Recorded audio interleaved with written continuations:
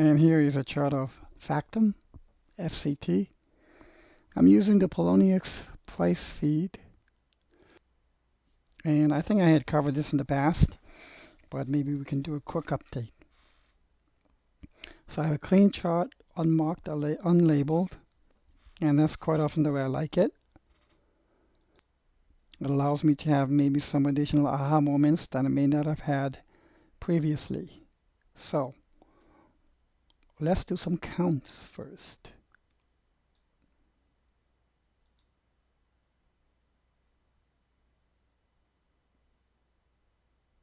So I'll make this 1, 2,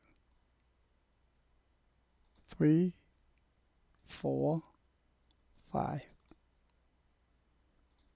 For those of you who are new to my blog, welcome. I am grateful that you would spend some time to read my analysis and hopefully gain some benefit where it can maybe help augment your own due diligence on the analysis of your crypto coins. I provide on-demand analysis free of cost using both Elliott waves as well as chart pattern recognition and my favorite indicator, the MACD. Now, for those of you who are new to technical analysis, I'd like to encourage that you take a look at some of the tutorials that I've posted. The first tutorial is on how to ladder to make what's called a laddering entry. It's a way of setting a ladder of scaling in your buys whenever you buy or sell. And the video here goes into a lot of details on how to cast a buying ladder. And the sell ladder is just the same thing, just you're selling instead of buying. This will be time well spent, and a link for this in the will be in the bottom of this blog. Take a look at it. The second one is when to buy and sell using Elliott waves. It is a tutorial. When is the best time to buy? When is the best time to take your profits? Again, this goes into real chart-based examples, and I think you'll find it very helpful. The third will be the book recommendation that I have. Full disclosure, I get nothing for recommending these books. I don't want anything. I don't need anything. I use these two books, Elliott Wave Principle and the Technical Analysis of Stock Trends. This book will be a diamond, and this will be worth its weight in gold. No, sorry, worth its weight in Bitcoin. So please take a look at these, and I strongly urge you to get this book first, maybe. I think they can be found in paperback, used for maybe $10. Okay, so back to Factom. So I use Elliott Wave analysis. Those of you who are new to Elliott Waves, Elliott Waves believes, oh, deleted that one,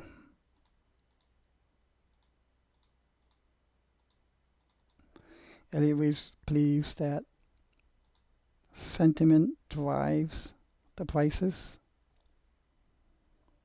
So the price chart you're looking at is really nothing more than a reflection of sentiment. And sentiment moves in ebbs and flows in 5 waves, as shown here. And each of these waves are interrelated by Fibonacci ratio. And those of you who have heard of Fibonacci ratio, you know the Fibonacci sequence 0, 1, 2, 3, 5, so on. And the number preceding it is always 0.618 in ratio. Inverse of that The number superseding it will be 1.618. And these waves are based on Fibonacci ratios as well. Having said that, Elliott waves also has a set of rules. One of the rules is that after 5 waves, there is a requisite ABC retracement, shown just like this. So 5, 3, 5, 3. It goes the same way going down. 5,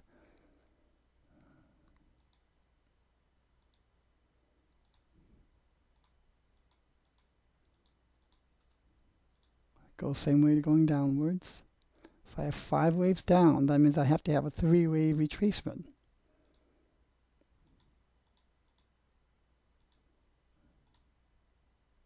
Some people's brains have a little more tendency in being able to grasp abstract concepts a lot easier, with a lot more ease. Some people have a very good way of going one direction but have a hard time going the other direction. But it can be overcome just by practice. Just like anything, with practice you get used to it, and it just becomes very familiar and secondhand. So there's 5 waves and 3. Now, I just showed you here on this chart, I made 5 waves. Beautiful impulse. Now there's a set of rules on how to label the waves. The rule between 1 and 2 is that the bottom of 2 cannot equal or be lower than the beginning start of 1. So I have 1 here. 2 is not equal or below the start of 1. So that's a check. Wave 3 cannot be the shortest amongst 1, 3, and 5. So let's see. 1 is pretty short. Look at 3 is pretty tall. I could, as long as wave 3 is right away longer than wave 1, check. The wave 4 cannot overlap with the peak, the top of wave 1. So he's wave 4, he's here. Top of wave 1 here, there's a big distance. So check on that rule. Wave 5 simply has to have 5 subwaves. So 1, 2, 3, 4, 5. 5 subwaves. Check. Now, let's look at this again. 1, 2, 3, 4, 5. We have an extended fifth, where wave 5 is the longest. Usually when R.N. Elliott, the inventor of Elliott waves system, he used stock market equities. And in equities, you most usually find the third wave as the longest, as the one extended. Usually. Now in cryptos, I'm finding the fifth wave to be almost usually the one extended, the longest. When wave 5 is the longest, like this, one thing that you need to be aware of is that the retrace can go to as low as the second wave. A very deep retrace. This will be like 86.6%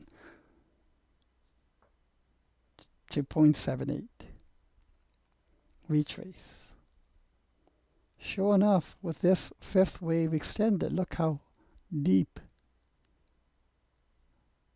the ABC retraced. Now this was a deep correction, but quite often it was a spike, very momentary, short-lived, but it was still a very deep retrace. And you might want to say, okay, if I label this as A, B, C,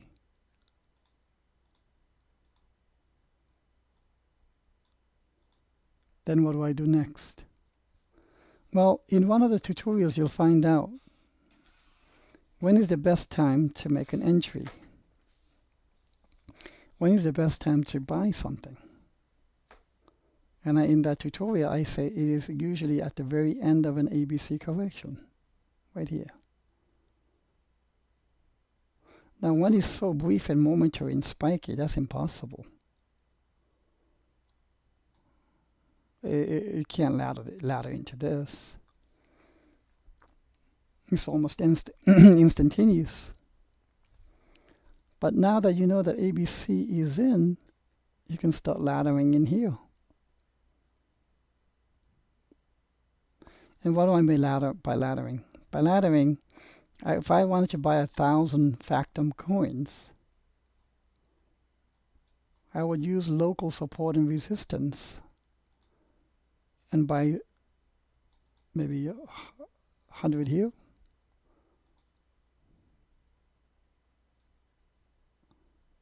Buy 100 at this level. So you're scaling it in. Buy 100 here, and so on. And usually I cast 7 to 10 wongs. Each buy point will be a wong in the ladder. But go back and please view that tutorial on laddering, and you'll know exactly better as to what I'm talking about right now. But let's back up a little bit. Notice how in the beginning I said I use elliott waves and chart pattern analysis. So let's do some chart patterning.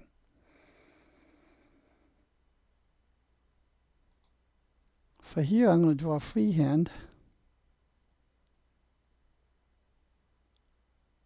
a rounding bottom pattern, and I'm going to make this a double rounding pattern. Okay, these are continuation patterns. And draw these two lines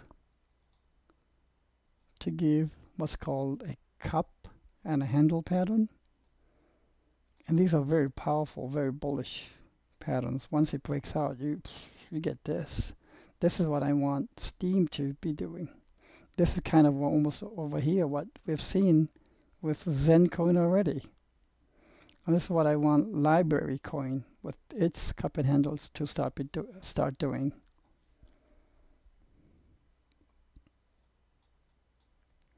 And this ABC, if it is complete, then this is 1, 2.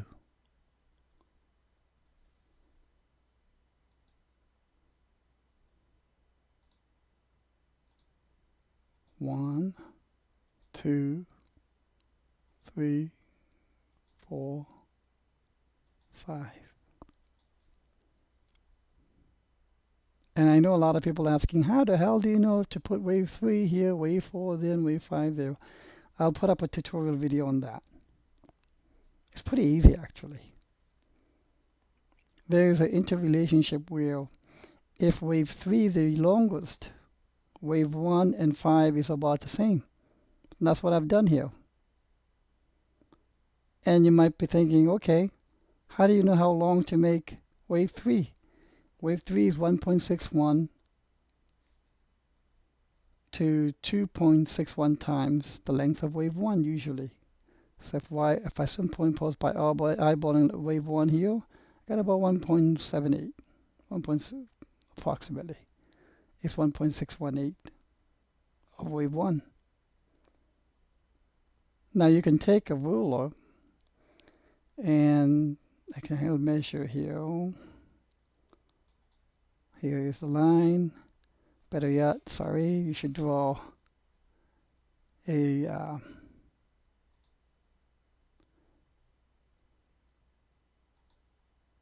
that's not it. An Elliott wave bands. Where did it go? Here it is.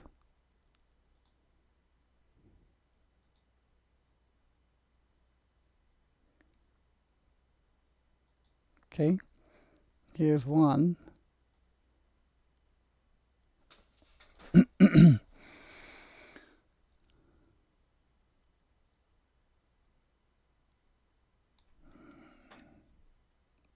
Sorry, I did it the wrong way.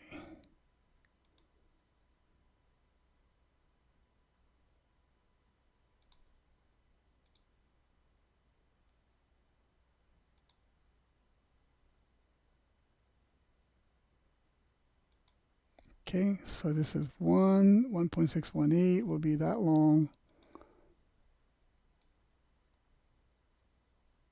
Possibly that length. If you want to be really accurate, then you carry this over. There you go. You can do it that way. I'm a little off by eyeballing it. And the reason why I accept eyeballing estimation is because prices, yes, the Fibonacci ratios are good to have, but quite often they land in between, not on it, below it, outside of it, in between regions, in limbo. So you're not going to always get 0.618 precisions. If I have a little variation from up and down of it, as I had here, I was a little short of it, it's good enough. Because if prices always hit Fibonacci ratios, then the universe will be highly predictable, and that'll be silly. Now, in a different degree of trend, it'll hit it at every instant of time. A different degree of trend will hit a certain specific Fibonacci ratio, yes.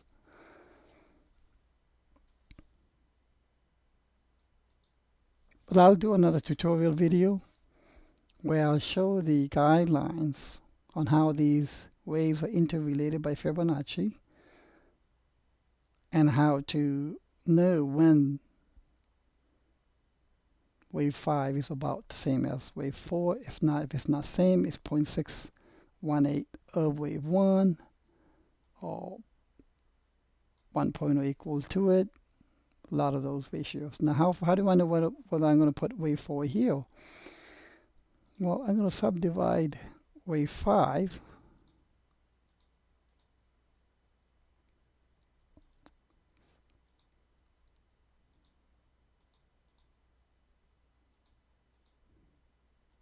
okay.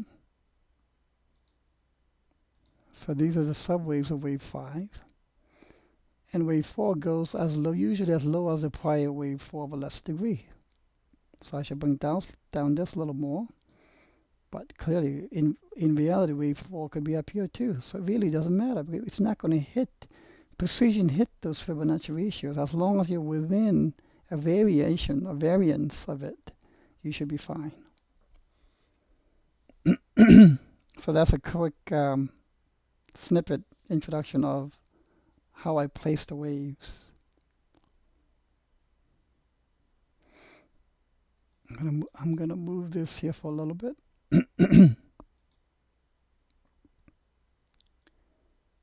So we have ABC.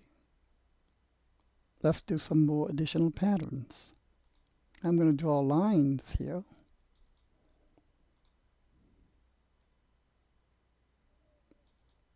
What pattern is this? This is called a bullish flag. So let's say this red price bar, is a flagpole, and you got this downward pointing. That's important. The downward pointing bullish flag. It's bullish because the flag is pointing downward. Here is a bearish flag. Okay, it had a breakout, but still had a bearish endpoint. But if the flag was pointing upwards, that would be bearish. So what do we have to do?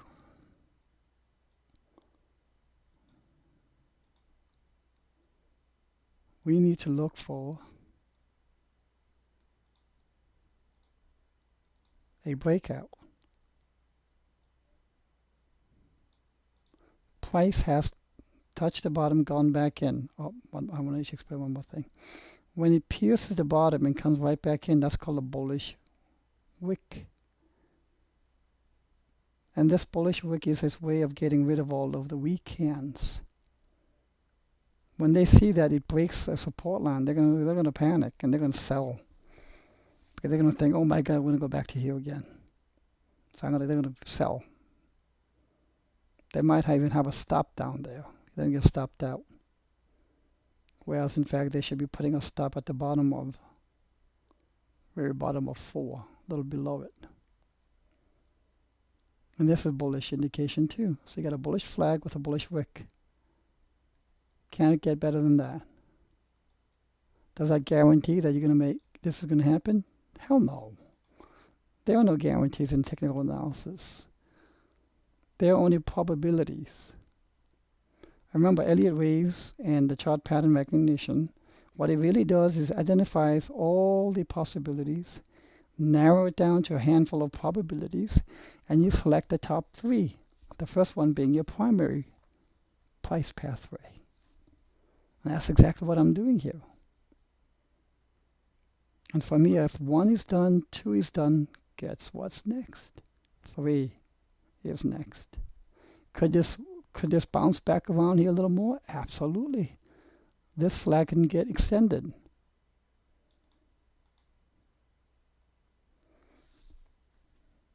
And for the uninformed, for those who are not aware of this type of analysis, will just give up if it takes a long time and you sell out and say, I'm out of here. Doesn't make any sense. But for the well-informed, you'll be building your ladder here. Very patiently. With discipline. Very calmly. With humility. With humbleness. Because you know that the probable outcome of a wave 3, at least in my primary count, is likely. So I'm going to build my nest, my ladder rungs, let them get filled. And if some of my lower rungs don't get filled and price just goes crazy up, I will not even have an ounce of upset. If I cast 10 rungs and only get 3 filled, I'll be overjoyed. And I think this impulse, why? We'll take it to new all-time highs. Why? So we have 1, 2, 3, 4, 5. These 5 waves become subwaves of a higher degree of trend.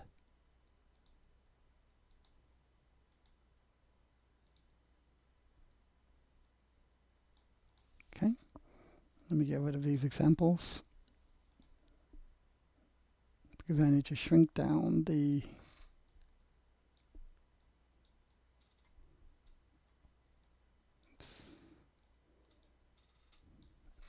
so you have 1. This ABC becomes subwaves of a blue wave 2, of a higher degree of trend.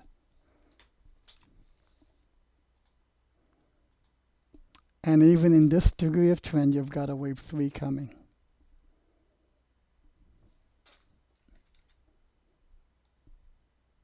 And this 3 won't be here.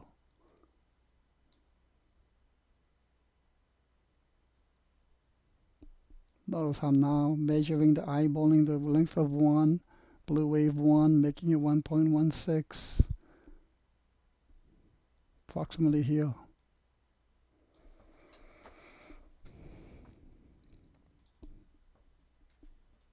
That'll be where wave 3 is. So these 5 waves will be subwaves of wave 1 of 3, approximately. Okay, but we won't talk about that right now. Let's just get through this first. So wave 5 target for this will be 44.23. Now, I once had a person do this where I gave it a target, and he made an entry as recommended, and I had given a target of, let's say, 44.23. So this person got in and price went to, let's say, 42. and then it turned and did a sizable wave ABC retrace back down to maybe here. And he was saying, oh, brother, you were wrong. You said it was 44.23. I tried to hang on until then. And the price turned. Now I've lost most of my profit. You suck. That is an individual who is uninformed. First, you take responsibility for your own actions. It's human nature to try to want to project your guilt outside of yourself. Why? Because it makes you temporarily feel better. Or you might, maybe a plagiarist will use violent actions against another.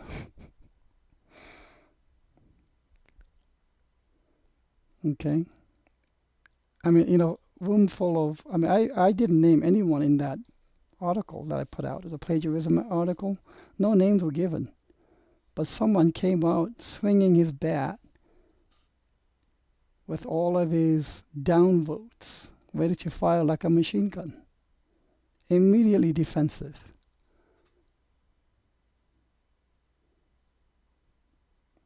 Usually it's the guilty who are quite defensive without even being named.